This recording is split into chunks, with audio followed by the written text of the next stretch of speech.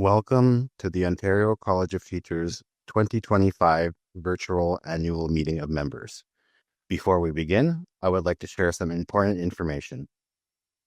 The meeting is being hosted as a Zoom webinar. This means attendees will not have access to turn on their mics or their cameras.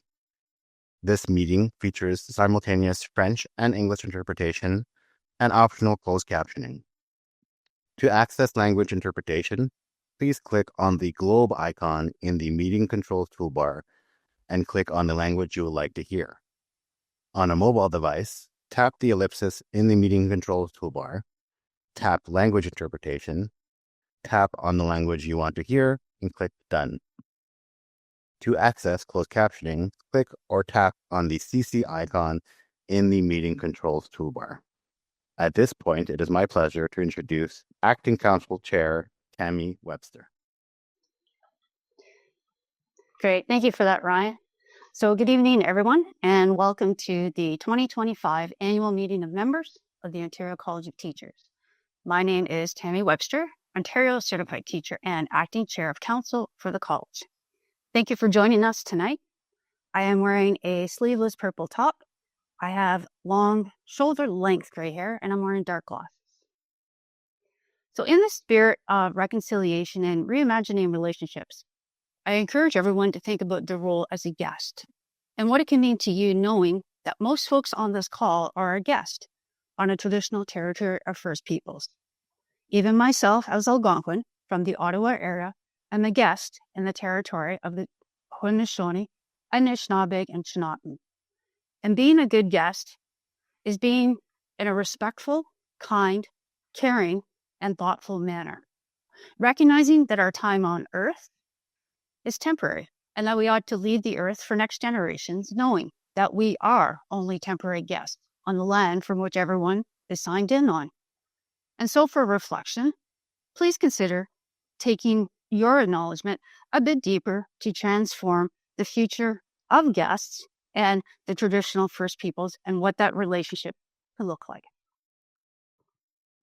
So to begin, I will go over the agenda for tonight's meeting, and following my introductory remarks, the college's registrar and CEO, Linda Lacroix, OCT EAO, will highlight some of the past year's key operational achievements. We will then receive an update on the college's finances from my council colleague, Valerie Fontenelle, OCT, who also serves as the chair of the Audit and Finance Subcommittee. I will then join Linda for a Q&A session where we will answer questions that were submitted in advance. And as council, every decision we make is guided by the college's purpose, which is to serve the public interest by regulating the teaching profession to protect students. And it is a privilege to work alongside Linda and the staff at the college who share our commitment to student safety and well-being. I have been impressed with the collective work we have engaged in over the past year as we continue to advance our strategic priorities. And as Ontario's teaching regulator, the college provides practical advice and guidance to Ontario certified teachers, known as OCTs, about their professional practice to serve the public interest. And one of the ways we do this is by issuing professional advisories. Just this summer, in June, the college issued its 10th advisory, the Professional Advisory Addressing Hate and Discrimination. The advisory provides practical advice to help the OCTs build awareness and understanding of how to address hate and discrimination in learning environments in the school community. The advisory aligns with our strategic goal to ensure teachers are informed of and held accountable to professional standards. It also fits our regulatory model that strives to be free from barriers to truth and reconciliation and equity, diversion, inclusion, and access. Linda will share more about the advisory during her update, but I did want to take a moment to express my deep appreciation for the care and thought that went into the development of the advisory. That included consultation with OCTs, parents and guardians, students, subject matter experts, pedagogical experts, education partners, and community members. This collaborative effort will help OCTs maintain safe and supportive learning environments for all students. In response to the ministry-legislated sexual abuse prevention program and to further the support the safety of our students, on October 1st, 2024, Council approved a request to establish a process to administratively suspend OCTs who do not meet the professional requirement to successfully complete the Sexual Abuse Prevention Program, which we call SAP. This required a regulatory amendment which came into effect on October 30th of 2024. It is important to note that when the college was working on implementing this new process, we were very mindful of the potential impact on staffing in schools, given the realities of the teacher shortage. And so as such, our focus was not on suspension. Instead, it was about compliance and effective communication to help the OCTs meet their professional obligations. And I'm happy to share that as of today, 99.9% of the OCTs in good standing have completed the program. That is essentially full compliance with the mandatory certification requirement. Families and students can be confident that every certified classroom teacher in Ontario has received this training. As I reflect on the past year, I'm also proud of the Council's ongoing approval of meaningful policy changes. For example, Council approved several proposed legislative amendments related to the college's investigations and professional conduct processes, which are intended to enhance public protection and operational efficiencies.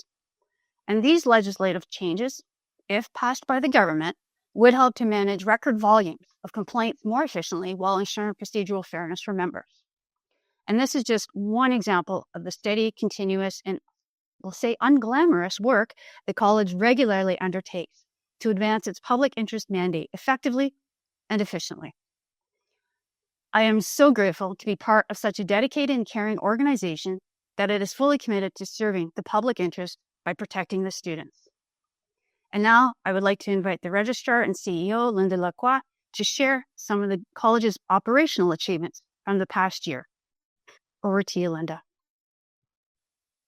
Thank you for the kind words, Tammy, and especially for stepping into the acting chair role this year. You provided steady leadership and support during a very busy time for the college. It's been an absolute pleasure to work alongside you and all of our council this past year. Good evening, one and all, and thank you for joining us tonight. There is no doubt that you are here because the teaching profession is particularly close to your hearts, and you're in good company. In 2024, the college focused on continuing to build our capacity to effectively regulate the teaching profession in Ontario.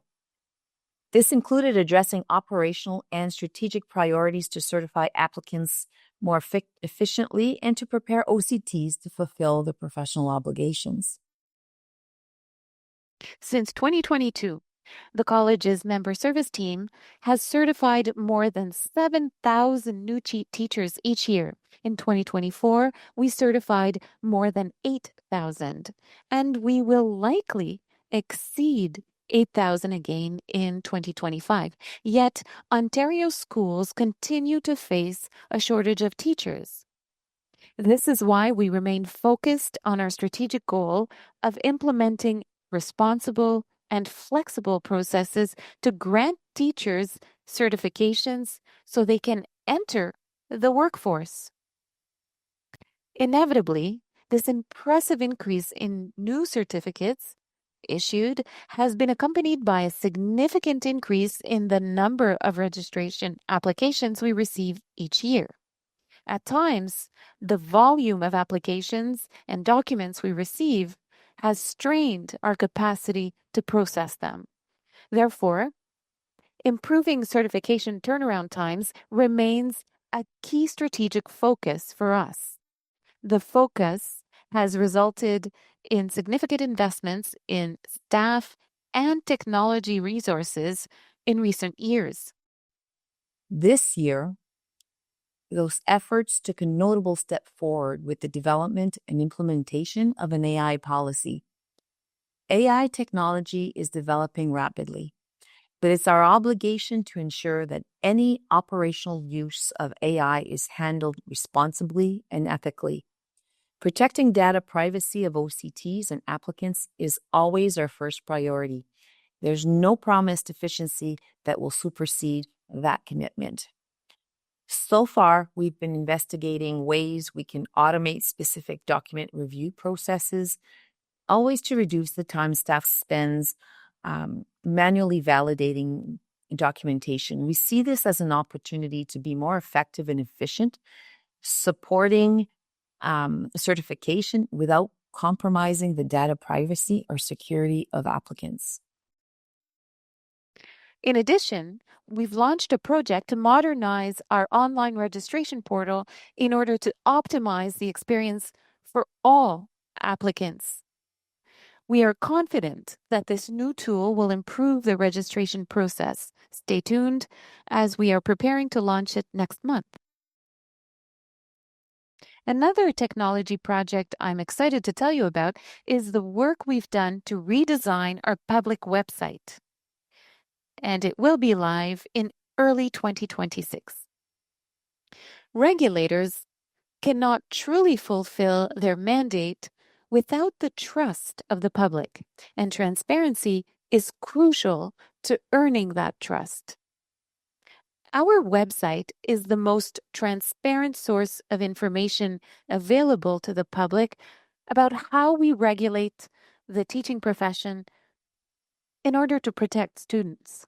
Each year, the website provides thousands of people with valuable information on how to apply for registration with the college, professional learning opportunities, and the outcomes of our complaint and discipline processes.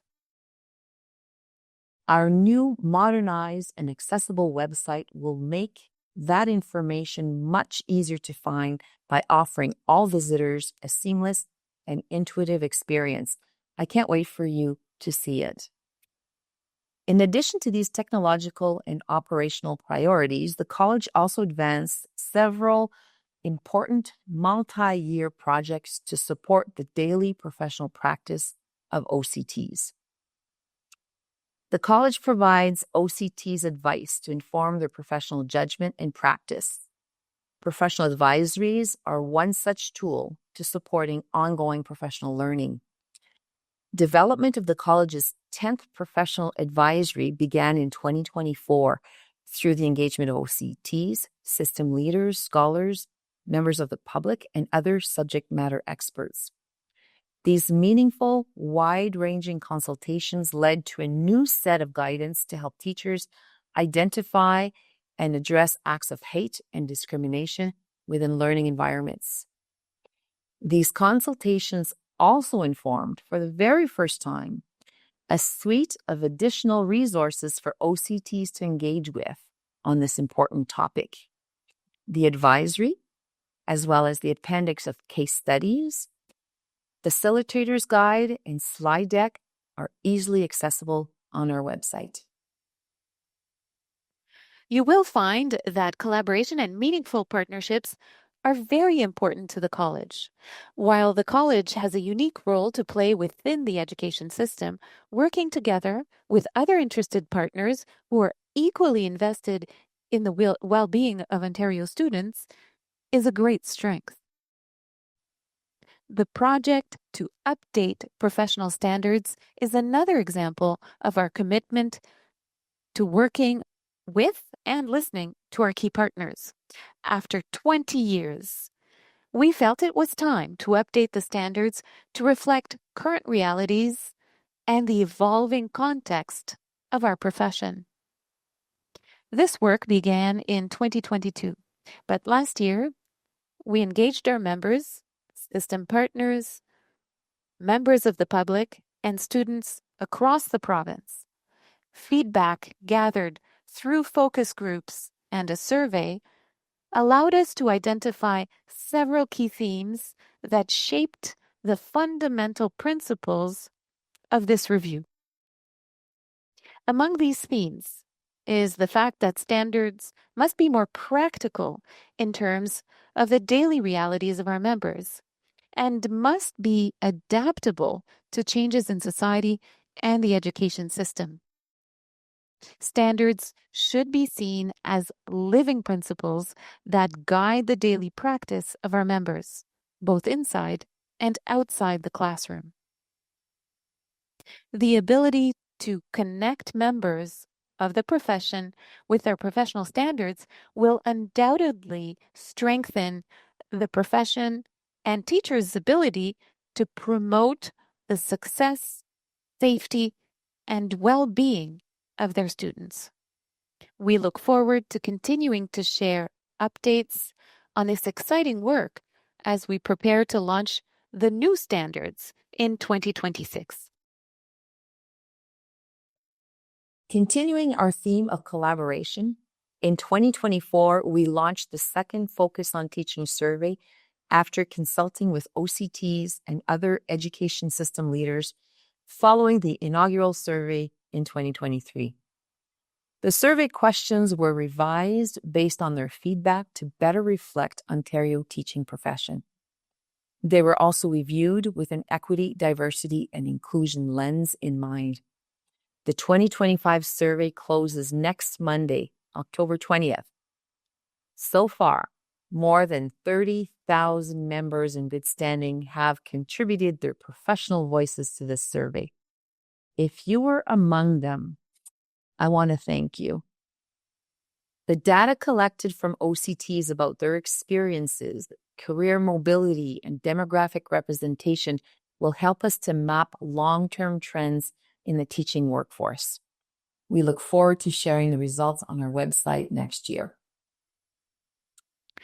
All of these examples, the professional recommendation, the review of professional standards, the teaching survey, clearly illustrate the value that the college places on collaborating with its partners in the system to serve the public.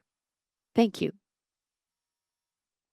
The work we did in 2024 paved the way for important milestones in 2025. While foundational and operational efforts may not always be the most visible, they are essential to building our capacity. We are grateful to everyone who contributed to this work. Families and students benefit from your wisdom, knowledge, and indeed expertise. I will also again thank Tammy and our fellow council members for their unwavering support and thoughtful oversight throughout the year. Among those dedicated council members is our next speaker, Valerie Fontenelle, OCT. Valerie has worked in education for more than 30 years and currently teaches at Glen Park Public School here in Toronto. She serves as a member of council and also as our chair of the Audit and Finance Subcommittee. It's in that capacity that Valerie will provide you with an update on the college's budget. Over to you, Valerie. Thank you, Linda, for both that introduction and for your strong leadership of the college as registrar and CEO. And thank you to Tammy for taking on the role of acting chair after years of service on council. As chair of the Audit and Finance Subcommittee, I'm pleased to take part in this annual meeting of members to provide an update on the college's finances. The role of the Audit and Finance Subcommittee is to monitor and report to council on the financial activities of the college. We also recommend to council an annual budget, the appointment of an auditor, and the annual audited financial statements. In addition, the subcommittee acts as the audit committee of the college for the purposes of reviewing the annual audit scope, audit fees, and audit findings. Both the 2024 financial statements and the complete 2024 annual report are publicly available on the college's website at www.oct.ca. Part of our duty as a subcommittee is to make sure that the college has the resources required to efficiently execute their mandate and priorities. Efficient resource allocation requires a stable financial foundation. According to the results of KPMG's 2024 audit, the college's finances are presented fairly and represent the financial position of the college for the year ended December 31st, 2024. The audit's key finding is that the budget was balanced, without the need to access reserve funds. Revenues met expectations and spending was below forecast due to program service volumes and adjustments towards virtual offerings with reduced funding needs. As a result of sound fiscal management, there were no plans to raise the annual membership fee. We have also been able to invest $7,705,208 in cash reserves at year end to ensure we can continue operations and handle unexpected expenses and liabilities. The financial statements reflect the college's priorities of reducing administrative costs while investing in core functions that support our public interest mandate. I would like to close by looking ahead to next year.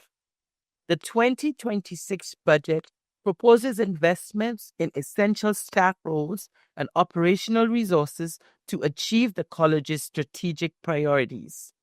Aligning staffing levels with evolving business needs will help sustain high-quality service, support staff well-being, and proactively meet growing demands across the college. During our October meeting, the Council received a briefing on the proposed 2026 budget and will make a final budget decision at its December 11th meeting. The 2026 plan positions the college to respond proactively to sector challenges, deliver core functions with excellence, and to realize its strategic vision through targeted investments in people, technology, and operational capacity. Finally, I would like to close by thanking the current Audit and Finance Subcommittee members for all their contributions this year. Our Vice Chair, Robert Waxman, Mark Baxter, Joseph Fiorino, and Charles Kouassi, OCT. Now, I believe we have time to answer questions submitted in advance of today's meeting. Thank you, Valerie. We'll use our remaining time this evening to answer questions that were submitted in advance. We did receive some questions that were either specific to an individual file or outside of our mandate as Ontario's teaching regulator. While I'm unable to answer those questions specifically, detailed information and answers to frequently asked questions are available on the college's website at www.oct.ca. We also offer monthly information sessions for teachers educated outside of Ontario. There's a schedule and registration information also available on our website. Additional advice can also be found on our YouTube page. We also received a question about finding employment once you've become a certified teacher by the college. While employment is outside of our regulatory mandate, you can find links to several job search resources by visiting the Jobs and Education page on our website. You can also find a complete list of school boards on the Ministry of Education website, as school boards are those who typically hire OCTs. We received some questions that are related to council and to governance, so I will refer those to Tammy. Awesome. Thanks, Linda. So the first question comes from a member who asks, do I have to be teaching at a school board district to be involved in the running of the college? And if people who do know me have had a chance to work with me, they know I never give a straight answer. So the quick answer to the question is no, you do not have to be teaching at an Ontario school board to be involved in college governance. However, your membership does need to be in good standing, and there are other eligibility requirements as outlined in our Regulation 563, Section 3. College Council is comprised of an equal number of members of the public, known as public appointees or OIC appointees, and Ontario certified teachers. Aside from council, there are committee and roster roles available for members of the public and members of the profession. These committees and rosters perform the regulatory and statutory work of the college. So, for example, one of our regulatory committees, the Accreditation Committee, reviews and accredits teacher education programs that are offered in Ontario. An example of a statutory committee is the Investigation Committee, which screens all concerns regarding members of the college and determines appropriate outcomes for those concerns. Council, committee, and roster members are appointed based on specific selection and eligibility criteria needed to do the job. Selection criteria and the related competency matrix can also be found on our website About the College section. Applications are accepted year-round, and I encourage anyone who's interested in joining to visit the website and to learn more. So the next question was also asked by a member. How does the college ensure its governance includes and respects Indigenous educators, languages, and knowledge systems?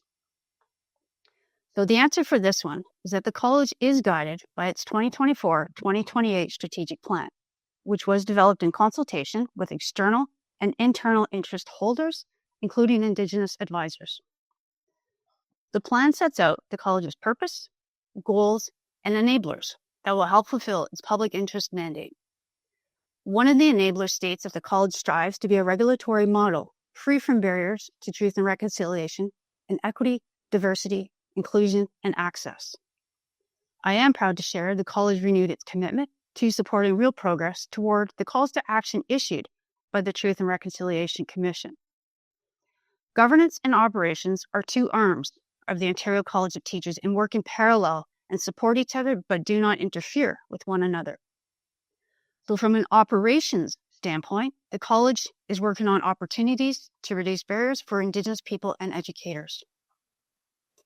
As we know, reconciliation requires intention, driven by a commitment to identify and dismantle barriers. And the college has been working with community partners to develop new leadership pathways that will create additional career progression opportunities for qualified First Nation, Inuit, and Métis educators. Furthermore, we've had the privilege to host and be hosted for wide-ranging engagement with First Nation, Métis, and other Indigenous community leaders on several vital initiatives. For example, college staff and Indigenous educators have been deeply involved in the development of additional qualification course, or what we call it AQ course, guidelines to bring forward First Nation, Inuit, and Métis perspectives that honor the knowledge, culture, language, and traditions that are part of this country's foundation. Indigenous representation in education leadership benefits learning environments. When students see their experiences in what's taught and who is teaching it, it builds trust and a sense of belonging. The college's work is also guided by provincial legislation that mandates representation among the public governance appointees. And in addition, as an OCT member, not a public member, I, as a First Nations female, was appointed as one of the original council members for this revised governance model. And as stated earlier, a skills and equity-based competency matrix is used to guide our selection of council members. Also, from a personal perspective, I know firsthand how policy impacts classrooms and students. And as a member of K'gān Gibia Anishinaabe, my life and my work are grounded and guided by the community. I have been a member of College Council since February 2022, and this past May, I did become acting chair and the first Indigenous chair of College Council. And knowing or being the first can come with expectations of what I can or ought to be doing. And I often find myself balancing those expectations with what I believe is a responsibility to honor those who came before me, whose educational experiences remind me of what not to do and what our future can look like.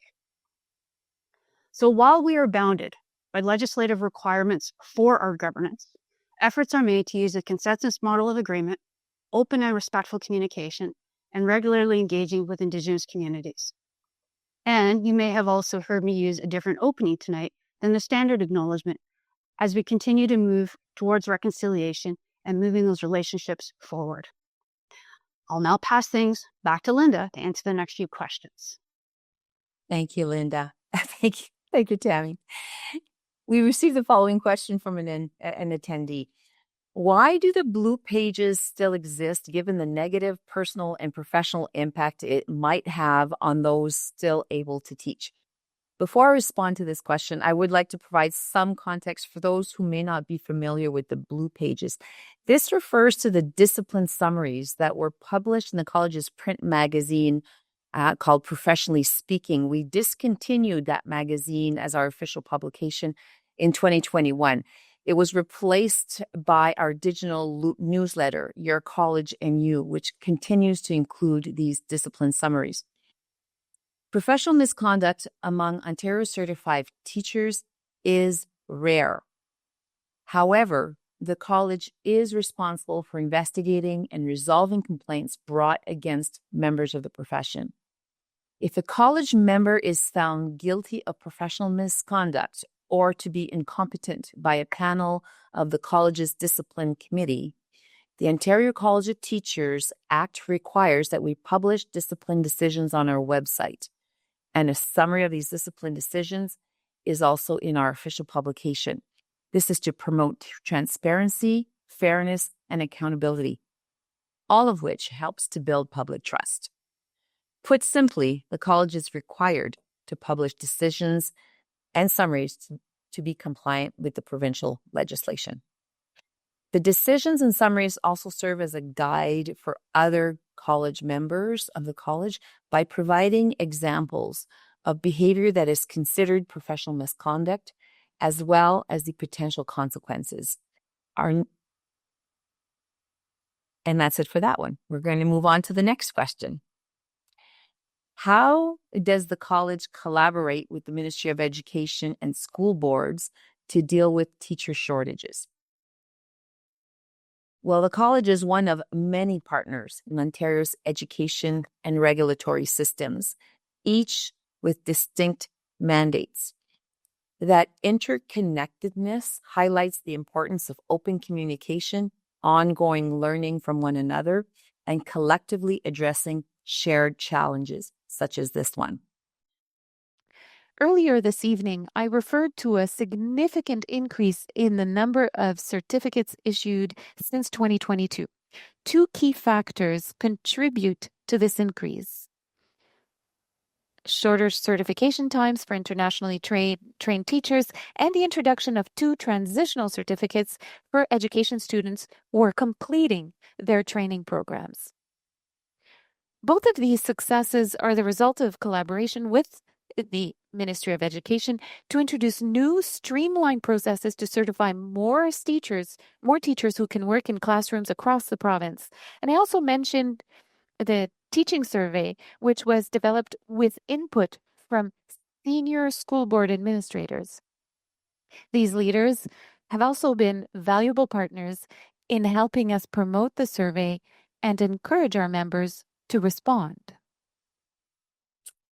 The ministry and school boards are crucial partners for the college, but there are many, many more partners who have roles to play in our publicly funded education system. We're always prepared and willing to work closely with them to strengthen the profession and produce positive outcomes for our students. And now for the last question. A member asked the following: what are the college's plans to address anti-Semitism? The college has no tolerance for anti-Semitism, and we have previously disciplined members who have been found guilty of professional misconduct related to anti-Semitic incidents. The college offers a wide range of resources to support OCTs in upholding the professional standards. This includes additional qualifications. We offer the guidelines, one being Holocaust Education, Encountering Anti-Semitism, Parts 1, 2, and the Specialist. There's also the professional advisories that provide expertly informed guidance on a range of topics, including addressing hate and discrimination and maintaining professional boundaries. Those are 2 professional advisories that are very important.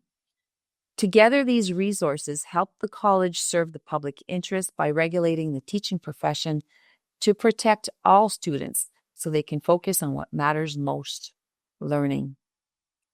That brings us to the end of our Q&A portion for this meeting. Thank you to everyone who submitted questions. I hope you found tonight's meeting informative. Thank you very much for being with us and for your dedication to the teaching profession. I would especially like to recognize all of Ontario's certified teachers who devote their careers to the success and well-being of students. Your daily contributions enrich the entire province, and our gratitude is immeasurable. I look forward to the year ahead as we continue to serve the public interest by regulating the teaching profession. Good night, everyone, and I hope you can join us again next year at our 2026 annual meeting of members.